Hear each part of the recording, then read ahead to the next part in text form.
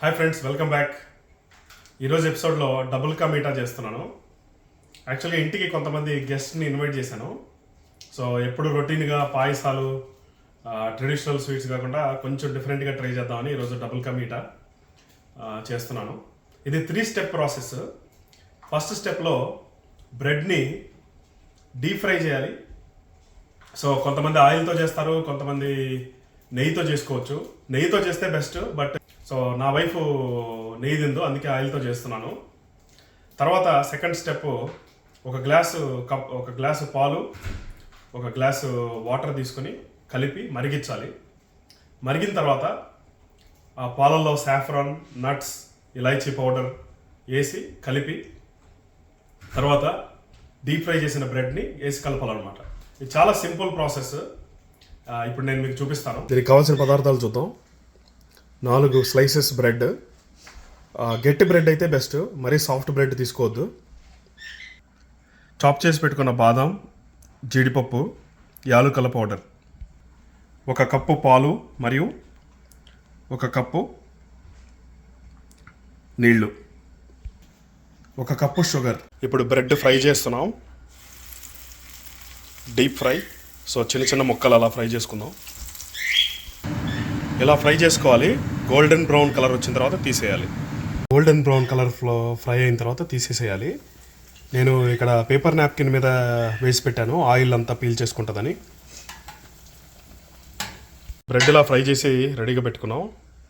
ఇప్పుడు సెకండ్ స్టెప్లోకి వెళ్దాం. ఇప్పుడు ఒక ఫ్లాట్ ప్యాన్ తీసుకొని అందులో నీళ్లు, పాలు కలిపేసి,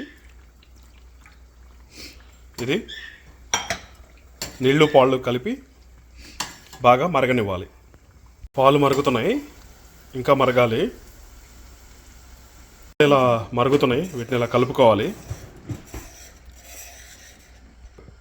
మరుగుతున్న పాలల్లో ఇప్పుడు కొంచెం సాఫ్రాన్ వేద్దాం. సాఫ్రాన్ అంటే కుంకుమ పువ్వు. ఇది కాశ్మీర్ నుంచి వచ్చింది. కాశ్మీర్ లోయలో, కన్యాకుమారిలో. ఇప్పుడు పాలు మరిగినాయి, 1 కప్పు షుగర్ వేద్దాం.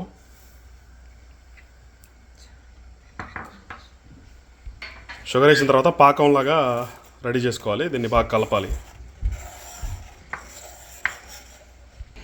బయట ఎడతెరిపి లేకుండా వర్షం పడుతుంది.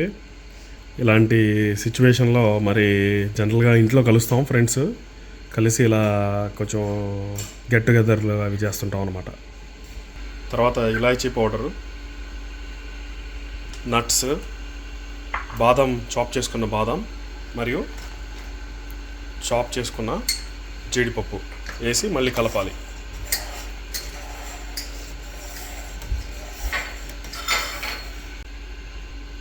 ఇది బాగా మరిగింది. ఇప్పుడు బ్రెడ్ స్లైసెస్ మనం డీప్ ఫ్రై చేసుకున్నది 1 by 1 ఇలా అమర్చుదాం. ఓకే, అన్నీ ఇలా అరేంజ్ చేసాం.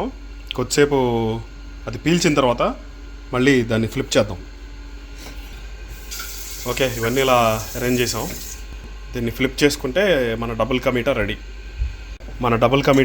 దీన్ని ఇప్పుడు సర్వ్ చేసుకుని నీట్గా తిందాం. వావ్, మన డబుల్ కా మీఠా రెడీ అయిపోయింది. ఇలా తినొచ్చు, బట్ దీన్ని మేము ఫ్రిడ్జ్లో పెట్టుకుని తినడం ఇష్టపడతాం.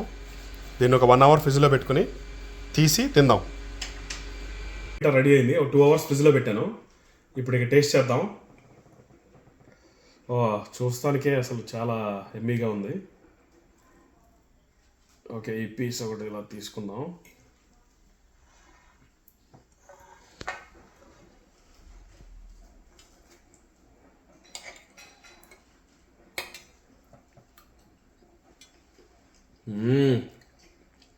Out standing.